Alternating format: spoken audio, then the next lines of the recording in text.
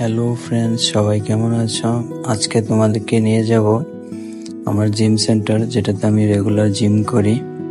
কুমিল্লাতেই এটা, খুবই বড়, অনেক ভালো, অনেক অন্যতম একটা জিম সেন্টার। এটা হলো কান্দিরপাড় সাত্তার খানের উপরে 5 তলায়। যাই হোক, চলে আসলাম। আজকে আমার চেস্ট ডে, তো অনেক গ্যাপ হয়ে গেছে, আজকে একটু একটু করে মারবো। তবে আপনাদেরকে একটা কথা বলতে চাই, সুস্বাস্থ্যের উপযোগিতা উপভোগ করতে চাইলে আপনাকে অবশ্যই রোজ জিম করতে হবে। আর যদি ফিটনেস শরীর ঠিক রাখতে না চান, তাহলে জিম করা লাগবে না।